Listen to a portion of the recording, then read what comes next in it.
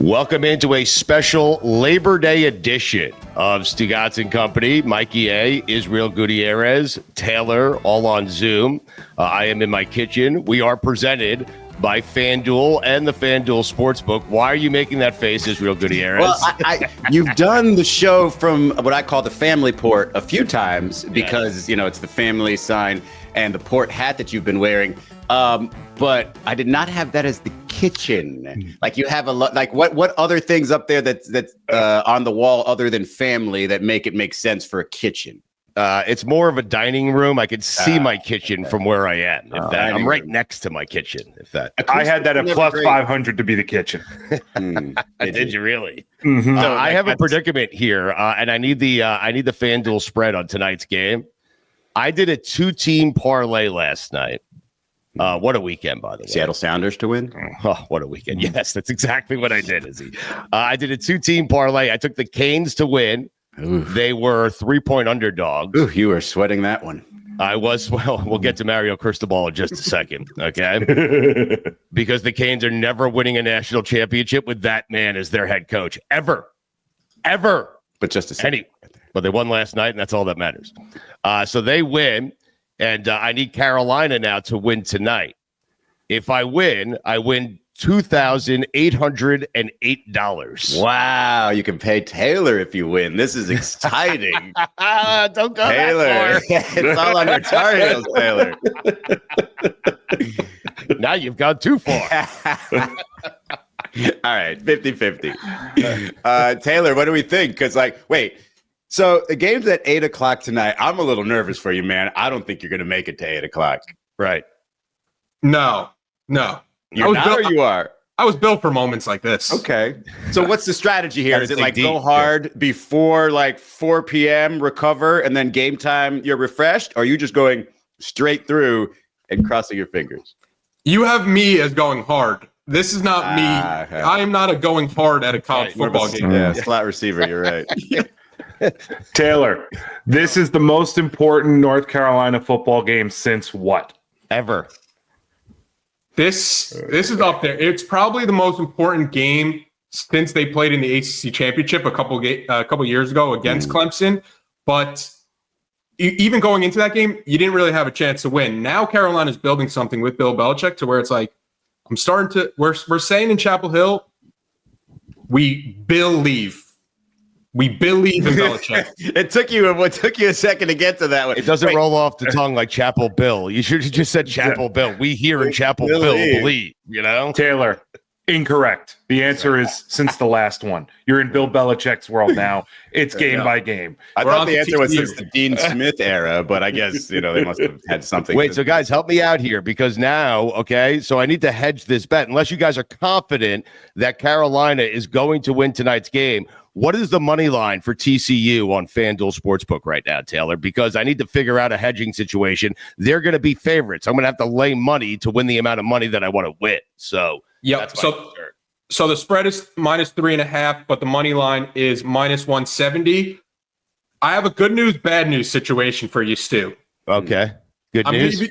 I'm going to give you the bad news first. Carolina's starting center, Austin Blasky, broke his foot early in training camp. Right. The backup is from Holy Cross. And the reports early out of camp, not that good. Ooh. Okay. Since then, he's also gotten hurt. And now they're on the third string. And it's questionable if the Holy Cross transfer is going to play. Right. Good news. Yes. Michael Jordan is rumored to be in the stadium tonight. Really? Wow. Okay. Wow. The ceiling is the roof. Do with that. Listen, I understand what you're saying. Jordan's going to be there. Okay. I get it. What do I do? I mean, look, Stu. There's a lot of little markers here. I don't know what you call them, green flags, if you're going to win money out of them. Michael Jordan being in the building. Right. Probably the greenest of the flags, right? Michael Jordan, Bill Belichick. But let me give you the third part of that combination that going to make you feel really good about your bet here. The TCU Horned Frogs. They're not going to ruin anything that's Bill Belichick and Michael Jordan related. Come on, man. Like, TCU's going to come in and ruin it for those guys? No chance. No, I understand. Who's coaching TCU? Is it still that Patterson guy? I believe it's Sonny Dykes. It could be Deion Sanders. What? I wouldn't care. I mean, I'd be a little concerned if it was Deion Sanders, but I think you're good. I don't think you have to hedge this. No, but Izzy, realize I'm going to win $2,800. Yeah, I just said you are. But I only win if Carolina wins. No, I get that. If I lay 1170, I think it would be on FanDuel, I would at least guarantee myself of winning like $400. You know, that is exciting because I laid 600 on the parlay. Right. Yes.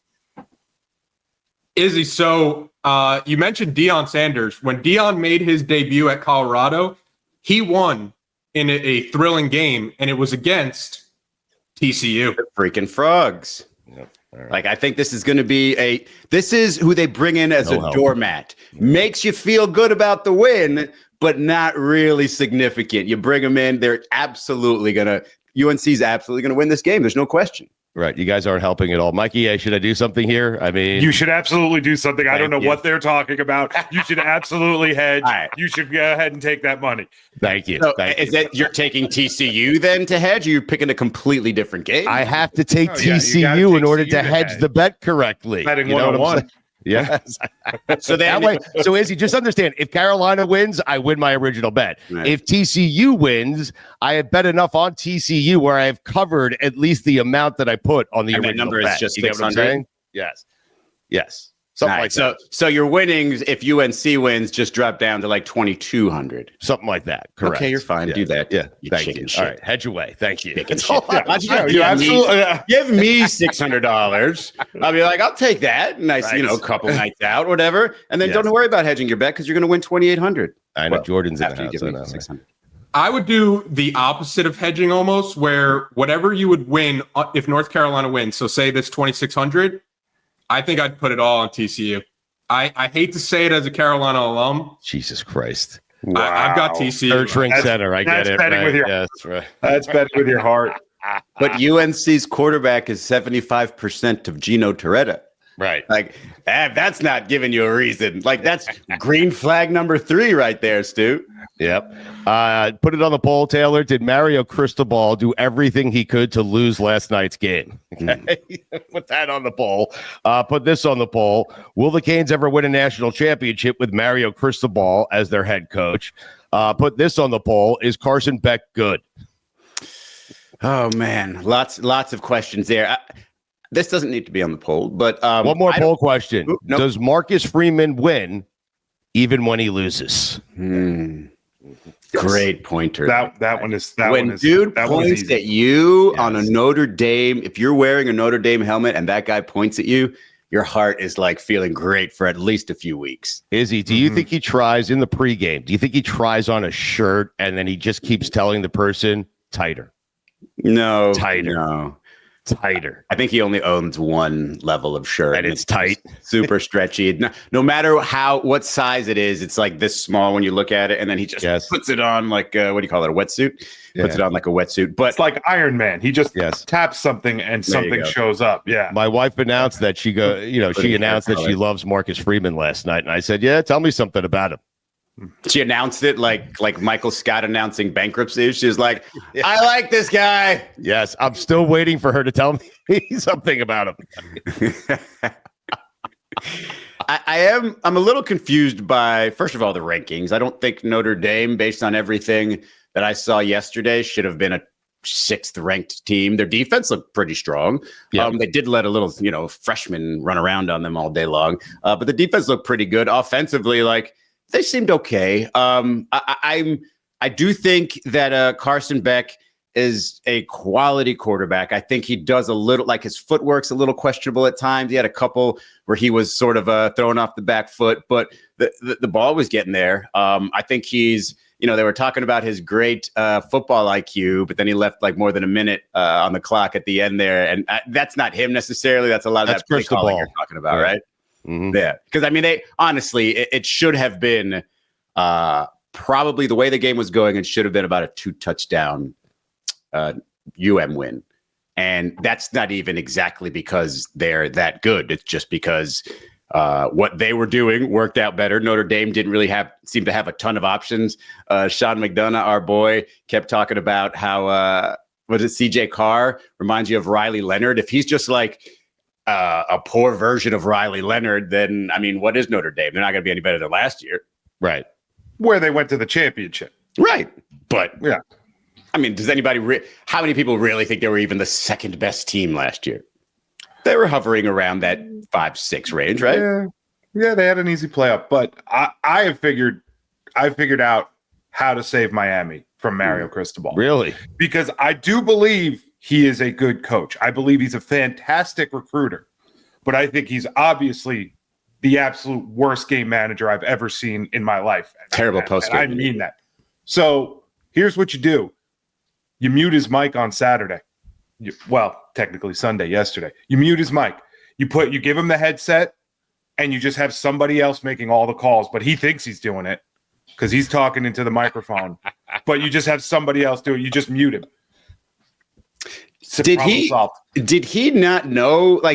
I think even the broadcasters were confused by their play call there. I think it was like 3rd and 4, 3rd and 5 down, and he just kind of just shoved it up the middle as if it was like, hey, we're going to kill as much time as possible, even though they still had a timeout and it was punting time. No, he doesn't know. That's the problem. He doesn't know, and it's why they're never going to win a national championship with Mario Cristobal as their head coach. They got lucky to win that game last night. They won that game despite their head coach. Their coach tried to lose the game. I am telling you, it makes no sense to do some of the things that Mario Cristobal did. I'll give you an example. Is they get the big turnover, it's 21-14, it's 3 runs, and he's satisfied with kicking a field goal that no one thought he was going to make. And I didn't think he was going to make the last field goal as well. He settles for field goals when he has chances to put the game away. You bring in Carson Beck, you make a big deal about how great Carson Beck is in the preseason, and then what do? You don't trust Carson Beck at a time where you need to trust Carson Beck to put the game away. That's what he did it last year with Cam Ward at Syracuse. Same exact thing. Did not throw the ball when he should have thrown the ball when he had the number 1 pick in the NFL draft as his quarterback. He still decided to run, and he cost Miami a spot in the playoff. I also thought about you, Stu, after the game when he was doing his post-game sort of walk-off interview where he was basically declaring the U is back. What we have been hesitant to say, what we've been prove it to me, say it in December type of stuff. He's on that after that win against the Notre Dame team. And that, like you said, they tried to give it away. He should be like Jimmy Johnson upset at asthma dude mad. He should be like, damn it, we got away with this shit and we can't be doing this here. We're better than, a team that squeaks by in a home game with the whole country watching. So, yeah, I think that post game was not really a great way to end that either. Mario Cristobal thought he won a national championship last night. It really was. The coach should never be declaring that the school is back. You let the fans do that. You should never. You don't announce it. Yes, you don't say it. No, you let them say it for you. How good do you think or was it ESPN, ABC, whomever wrote this, felt about themselves in the pregame where you heard them say Catholics versus, and then it was like, oh my God, are they going to say convicts again? And they go Canes, and I was like, well, then why are you going to call them the Catholics? They're not the Catholics. They're the Fighting Irish. If you're just going to go by school names, say the Fighting Irish. But they're not all Catholic on the team. But it's got to be a C versus a C. Don't you get it, exactly. They must have been wow, we really figured that. We really found a loophole around that whole convicts thing, and everybody still gets what we're saying. It doesn't have the same feel. How great do you guys think it was for Carson Beck, where he gets scrutinized so much in the offseason, last season at Georgia? And anybody that was defending Carson Beck kind of pointed at hey, his receivers dropped a ton of passes last year at Georgia. And then he throws up that one ball where you think it's going to get picked in the end zone. What a catch. And CJ Daniels makes the catch of the year in week 1. That's what I thought. Catch of the year. Absolutely. Catch of UM history, probably. But that's where I thought Stu was going to go because they were one Odell Beckham, because that was going to be an interception. That was going to be an interception. They're one Odell ball catch away from the game being entirely different. And then, Mario pooping himself at the end for different reasons. I thought that's where you were going to go, Stu. No, Taylor. I was surprised that Taylor went there. I don't know if you can have a catch of the year in week 1. Put it on the poll. Can you have a catch of the year in week 1? You're saying that catch will not be eclipsed for the remainder of this season. We will not see a better catch in college football, and you're saying it with 100% certainty. I am so proud of you, Taylor. What week of the season did Odell make that catch? Because it was early in the season. I believe it was week 1. October. It was October. Okay, so not week 1, maybe like week 4. It was Monday Night Football, though, right? Sunday night. Or Sunday Night Football. It was early on the schedule, though. Go ahead, Taylor. Yeah. Can I make one observation from the Notre Dame perspective? Jeremiah Love, who came into the season with like all this Heisman expectations, he's got to stop hurdling. He hurdles every carry. Whole lot of hurdles for that guy. I also wasn't crazy impressed by him. I was more impressed by the Notre Dame secondary than I was by their running game. But yeah, I think the hurdling has gotten out of control. There have been some amazing, some clean hurdles that I've seen in games that I couldn't tell you what two sides were playing. But everybody's obsessed with the hurdle. And I think Saquon took it the extra step with the ass first hurdle. But I think you're right. Like, that ship has sailed. Like, you're not getting better than Saquon. Stop hurdling. Somebody's going to lose a testicle.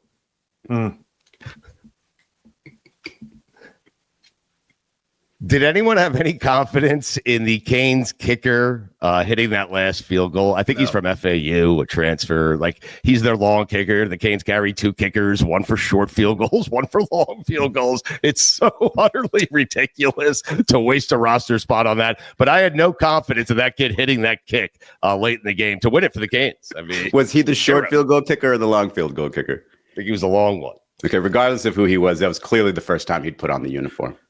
Yeah, I mean, it would have been good for 60. It would have been. He probably, like, the side angle for him, not the best for that kicker. Sorry to shame him. Does Arch Manning suck? Not to change the subject so quickly. That was, you yoked the wheel. You yoked the wheel.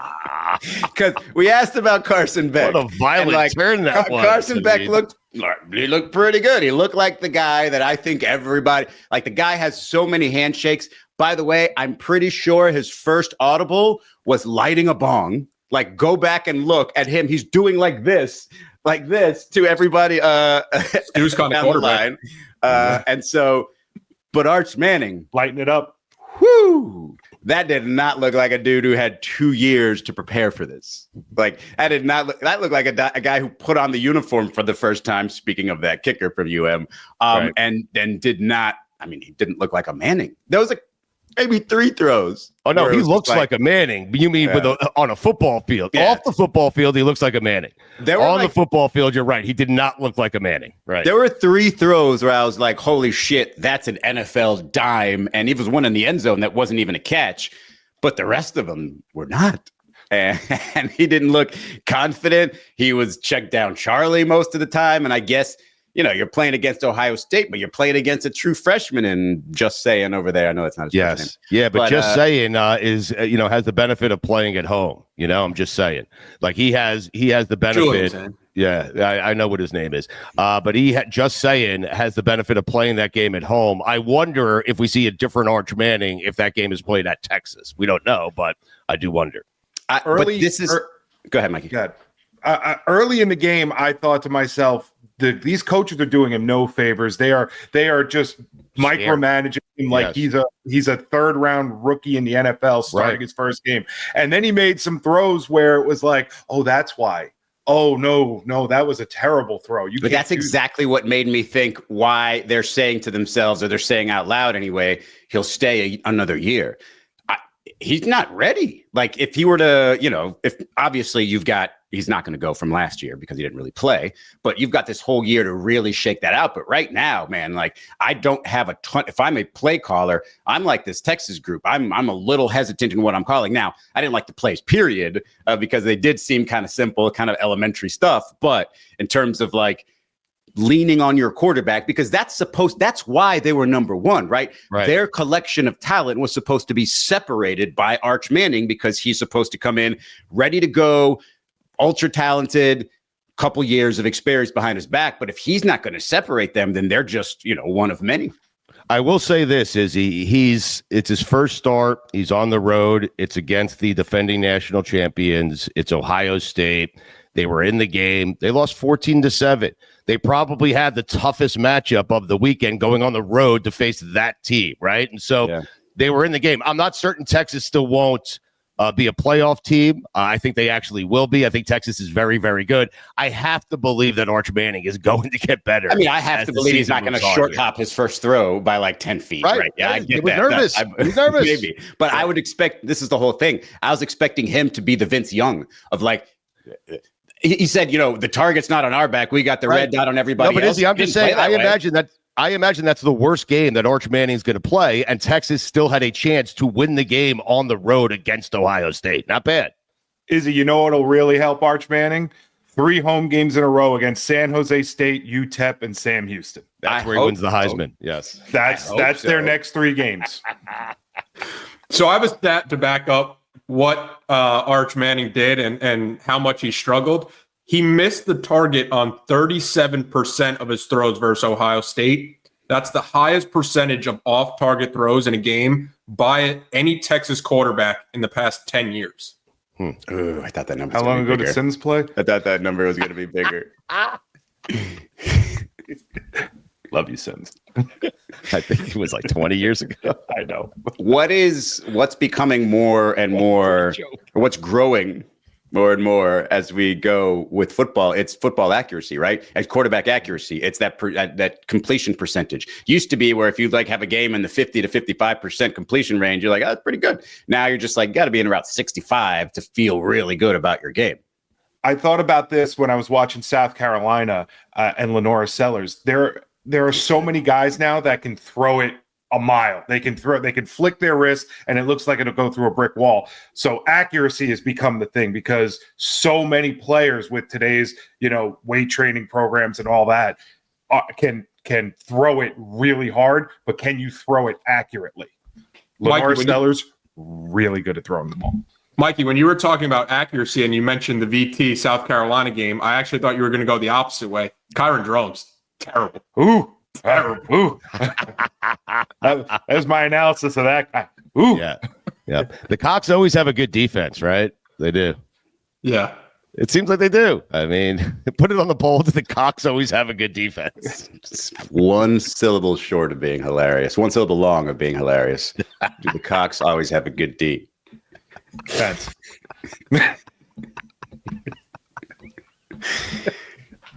stout. Girthy. Anyway, the big story of the weekend was Florida State. I was going to say meaty. Oh, my goodness. That's right. Kalen DeBoer is going to get fired there, man. I will say about Kalen DeBoer, he gives off I'm going to get fired energy on the sideline. Oh, no, not only that, he gives off great coach. He really does. He looks like a coach. I mean, if I was just choosing a coach just based on their physical appearance alone, I would choose Kalen DeBoer or Marcus Freeman. That's it.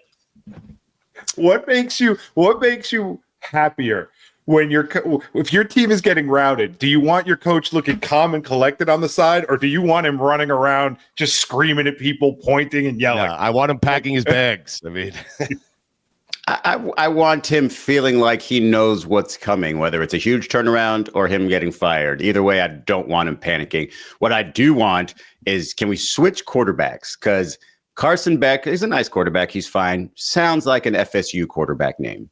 Tommy Castellanos. That sounds like a guy who should be playing in Miami. And he's got a great, the two-way game, the dual threat game. I like me some Tommy Castellanos, I guess. Yes. I like him better than Arch Manning. Should I say that? Is that fair?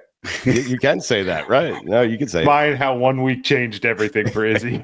Yeah. Well, Norvell, he doesn't have any else left. Put it on the poll. Is Gus Malzahn taking all the credit? He is. He's taking all the credit. There's no question. Mike Norvell is back. This is unbelievable. Florida State beating Alabama. Izzy, you know what I noticed about today's college football, and I find it super interesting? You could like California, for example, okay? They have this quarterback. You can pay kids now, okay? You can get transfers. You can pay kids, and there are colleges, programs who are now in the game that weren't previously in the game because kids simply didn't want to go to their school. Now kids will go anywhere if you pay them enough money. They have a quarterback at Cal. Now, Cal's been good at times. They've never been a powerhouse. I'm not certain how Cal was the last couple of years. I just know the quarterback that played on Saturday looked as good as any quarterback in the country, and I think Cal's going to be good because of that quarterback. So what has happened here in 2025, 2026 is most teams have a shot if they have alumni who have money to go get them a quarterback. Teams, universities that weren't previously in the game are now at least have a foot in the game, Izzy, if that kind of makes sense. They have an opportunity. They have a chance. It does make sense, but Mike like really or is trying to say something right now, so I feel like it's a reaction to what you're saying. So are you saying that football teams need to start recruiting future CEOs? Yeah. I mean, let's just go to the next step in the evolution. Like, we need money to have a better football team. We get money by having really rich alumni. How do we get really rich alumni? Let's go recruit those guys. Right. Well, no, but what you have to have is rich alumni who care about football. Like, and all it takes is a couple. Right. Every school has successful alum, right? They all do. Every single school, every university has successful alumni, right, in their base. If you have a handful of those people who care about making the football team good, they can make the football team good. Why is Northwestern so bad? I'm not disagreeing with you on this, right? Like, I think you have a great point here. I don't know if this Cal situation is the perfect one to make, because I think what happens, yes, anybody can be good, but more if you're going to be good that quickly, you're going to use the money on players who you know are already established in college. So you're going to the transfer portal anyway. You're not necessarily going the 18-year-old freshman. And this kid from Cal is a freshman. Also, as a quarterback, if I'm looking at places, hey, I might go be a first-round draft pick there. Cal's not a bad option. Jared Goff, number 1 pick. Aaron Rodgers was still a first-round pick. Like, if I'm a really good quarterback and my goal is not to win a national championship but get to the NFL, Cal's not a bad choice. So, Izzy, if you notice when Stu was talking about the Cal quarterback, he didn't mention his name. No. Google his name. It is a mouthful. But I've noticed that Cal just calls him JKS. Well, why wouldn't you? Right. I just call him. Well, this is another Karl Anthony Towns situation. The hyphens in the first name. So it's no, but I can pronounce Carl and Anthony and Towns. I can't pronounce any of this guy's name. Well, that's what I was going to say. You could have just called him by his first name, but his first name is the hyphenated part. So his first name is still hard to say. I'm guessing Jaron K. You have to say it like that, like you're scared. Yeah. I mean, that's how it's spelled. How do you pronounce that last name? Good luck. Yes. Let me hear you try. Sagapolutelli. Is he right? That's probably too many. That's probably wrong. There's probably like an invisible N in there, like into his name. The kid's gonna win a Heisman. He's good. Yeah. He can sling it. You see the reaction? Man, there's a part of me that felt bad just watching Dan Orlovsky and Booger McFarland breaking down every single throw by Arch Manning. They're not doing that with Sags. I mean, jeez. Taylor, if you could do me a favor, if you could find somewhere on the internet the perfect pronunciation of the Cal quarterback's name and just dub it over my mouth every time I open it to say his name, that would be ideal. And you can leave both of these in there so everybody knows what it is. It was shoes in one of those games. No, that's a broadcaster's worst nightmare, seeing this guy coming. Right. Oh, my God. Oh, I'm so excited. I get this freshman phenom. I'm like, shit. No, put that on the poll. Is the Cal quarterback a broadcaster's worst nightmare? JKS, baby. You got jokes. They got JKS. Taylor, where are you right now? Just out of curiosity. In a rented house in the Chapel Hill area. Ooh, I'm not going to lie. I thought you could have told me you were at the Airbnb, the famous, infamous Airbnb where we had the shirtless Bill Belichick, because it kind of had like a skinny little hallway like that from the front door. That would have been like, Taylor, you should have done that. You should have done that just for karma. Like, go to the Bill Belichick spot, rent it for a day. It's probably gained a little bit of fame. It's probably a little expensive now, isn't it? So Take your shirt off, take the picture. Right. if you pay for it. If you listen to Pablo's report, I believe that Airbnb was in Massachusetts. Yeah, no, I know. I was just saying you could have gone there the week of, just to really get the vibes. It's not like you have any home at the moment. Izzy's in a house that's all the walls are Carolina blue. I mean, right? Am I wrong? Those are Carolina blue walls. It looks pretty white to me. Those are white. Those are white as hell. Then you picked the wrong house. I mean, when you go to Carolina, you have to Airbnb in a house that has Carolina blue walls. You did. My walls are sky blue. Just because I like it. Who were you in the house with? Like, that's a big house, Taylor. Couple friends, my girlfriend. Yeah. Vince Carter. Vince Carter did not. Dante Calabria. Vince Carter did not make the trip. Wow. Okay. Around How Chapel. do you know? I've got my ear to the streets in Chapel Hill. Nobody's in Franklin Street. Nobody's on Franklin Street this week Unless you let them in without me knowing. Yep. I saw Herb Street. I saw Reese Davis. Right. At Al's Burgers yesterday, getting a burger. I said, "Great burger, guys." I mean, I stopped for a second. I said, "Great burger, guys," and I kept going. Right. Keep it moving. That's great. Right. Why don't you try to get Herb Street on the show today? Just yell Stugotz's name everywhere. Right. That's all you had to do. Yeah. They were right there for you. They don't care about your opinion on a burger. I mean, put me in a group chat with Kirk Herbstreit and Reese Davis and say, "Hey, this is my producer Taylor. He was the one who shouted at you guys yesterday. Great burger." No. See, he didn't want to bother you. I learned this from my favorite comedian. You don't, like, in public, you don't shout shout your own name, right? Because then if they know your name, they'll be like, "Hey, I know that person. Is he over there?" So in your case, you just shout Stugotz's name. Everybody that turns around is just like, "What, Stugotz is here?" And if they turn around, they're like, "I got their asses." They turned around when they heard Stugotz's name. That means they love that dude. I'm going to go book him. That's what you do. Is Herbie on the call tonight? Is he doing the game? Yeah. Herbie and Reese? Finney just said yes. He said yes. Herbie is on the call. How dare you ask that? Herbie's always on the call. Herbie, friend of the dogs. Yeah. Herbie had his dog with him. That's why Finney reacted. Yeah, but the one died, so. How'd you guys feel? How'd you guys, speaking of Herb Street, Reese Davis, I thought College Game Day was phenomenal. What'd you guys think? Lee Corso send off, Corso taking Ohio State, taking Florida State, taking every game and getting it right on his final show. I just thought it was well done by ESPN and well done by Reese and Desmond and Kirk and Pat McAfee, the care and the love that they showed. And the respect that they showed to Lee Corso, to me, was fantastic to watch. Speaking of taking, I haven't seen a game day in years, so take it, Mikey A. Yeah, there you go. I was going to say, and well done by Fox to understand how big Corso was and to go live to his pick the same, which was really cool. I thought for them to competing pregame shows and showing respect. Everyone showing respect, right? Yeah. Rightfully so. For the great Lee Corso. That was it was nice to see all the tributes, all of it. ESPN again did a fantastic job, and those guys on that set, oh my God, do they love that man? And that shined through. It came through.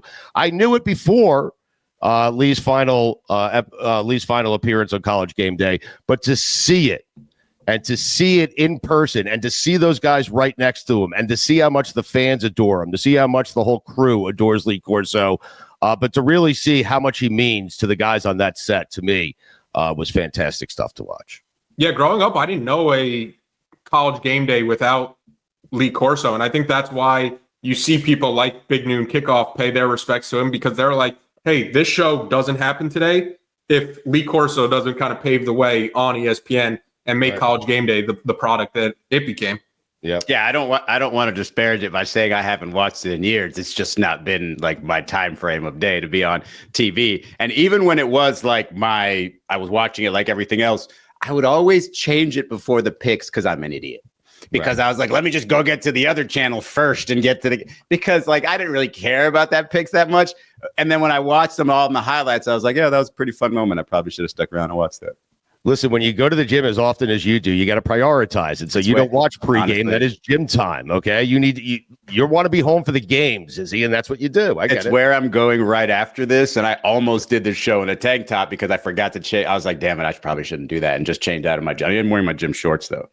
Izzy, I'm curious. When you go to the gym, are you a podcast guy, a music guy, nothing? So nothing, because I'm with a trainer, so I've got to be able to. But still, there's music on, so I just usually complain about the music that's on. If it was by myself, 100% would be a music guy. In fact, what was the streaming service that like Jay-Z was Tidal. Yeah, like Tidal had a workout playlist of mine that they asked me to fill out, and it was on there for a while. Does Tidal still exist? I think it's dead, right? Seems dead. Probably killed it myself. Taylor, why are you holding a football? So I packed light coming to Chapel Hill. I packed what I was going to wear on game day, and I packed football, and I've just been doing ball security, job security this entire time. Right. You're not playing. I think you're doing the job security thing wrong. I love people asking me, what do you expect to see tonight in Chapel Hill? I don't know. It's going to be an old guy on the sideline coaching his team. What do you mean? Job security is funny. Ball security. Did you do that when you were in school? Well, I don't know if it's just from the movies, but I always thought it was just a running back thing. No, just high and tight. Wait, you thought it was from the program or something? Well, yeah. I mean, who's going to have... In history of football, like who fumbles more often? It's the guy who touches it 30 times versus the guy who touches it 10 times, right? The answer is always Tiki Barber. Mm-hmm. High and tight, baby. There's no fumbling in flag football, so it's like an element of the game that I just don't love anymore. Wait, Mike, yeah, you nodded with confidence when I said Tiki Barber, right? That's who you associate fumbling with, correct? Yes. There's nobody who ever had so many fumble problems and then was fixed because Tom Coughlin said high and tight.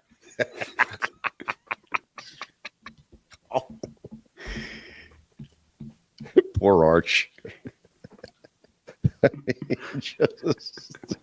Poor Mario Cristobal. Hey, Clemson lost. Oh, that's right. Brian Kelly won. It was the funniest thing in the world watching that game and them showing Brian Kelly and showing his opening week record with LSU. They just kept showing it over and over again. I was just like, I didn't even remember he was there that long. And I didn't remember that he was losing every single first game. And then when they showed the clip that they showed in the SEC bit thing on Netflix, where he like slams the table, and I think he thought that was going to get like either a crazier response or it was going to be like the end of what he said. But then he just kept going. So I was like, why'd you hit the table, man? That was kind of weird. But yeah, that was a great win. A great game, by the way. Damn it, I forgot which game. Oh, so I was yesterday, while I was watching the UM game, honestly, if it wasn't for Anthony, I would have flipped these because I'm a huge Inter Miami fan. And I would have had Inter Miami on the big TV and had UM Notre Dame on the small TV, right? They were playing in the Leagues Cup final against the Seattle Sounders. And Luis Suarez did this thing after the game. Did you see it, Stugotz? No. So I've never seen watching real football. And I don't know, maybe you could have, while you were shitting this morning, could have come across your phone or something because... No, I was still watching football.